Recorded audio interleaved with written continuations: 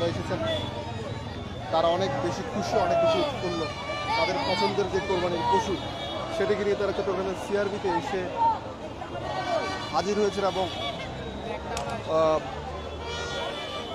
সেই পশুগুলো নিয়ে তারা কিন্তু আনন্দে ফুর্তিতে তারা কিন্তু মেতে উঠছেন।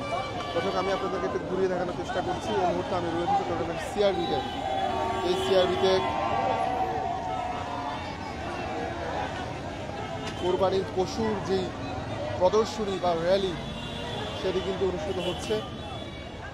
বলা যায় বিকেল 4টার পর থেকে এখানে চট্টগ্রামের বিভিন্ন স্থান থেকে কোরবানির পশু নিয়ে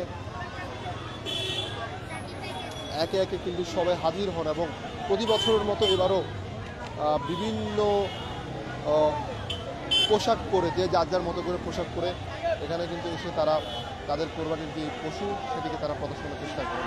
এবং আমি আপনাদেরকে দেখানোর চেষ্টা করছি নানা ধরনের কোরবানির পশু এখানে এসেছে এবং সেই কোরবানির পশুগুলোকে কিন্তু সাজিয়ে রাখা হয়েছে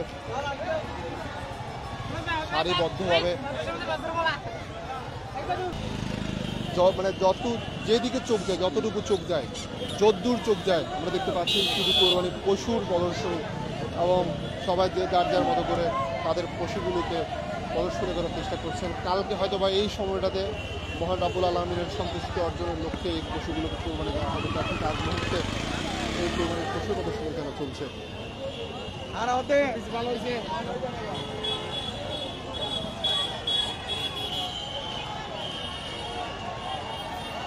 দর্শক, আপনাকে দেখানোর চেষ্টা করছি পশুর যে আমেজ। দর্শক দেখতে পাচ্ছেন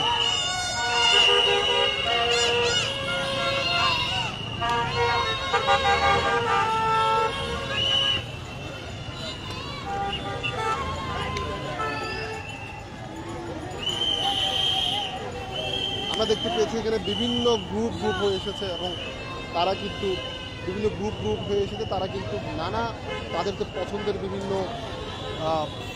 চট্টগ্রামের যে বচন রয়েছে সেই বচনগুলো দিয়ে তারা কিন্তু পোশাক তৈরি করেছে এবং সেই পোশাকের পেছনে কিন্তু সেই বচনগুলো লিখে। তার মধ্যে একটি হচ্ছে গুতা হাইবাসাইউ, চিরঙ্গের ভাষায় যেই শব্দটি আসলে কোরবানের সময় বিশেষ করে ইউজ করা হয়, সেই শব্দ বা বচন দিয়ে আসলে এই পোশাকগুলো তৈরি করা হয়েছে এবং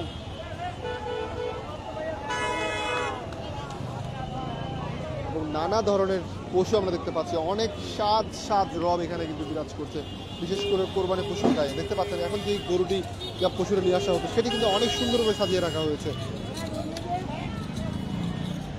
Immigration to Canada.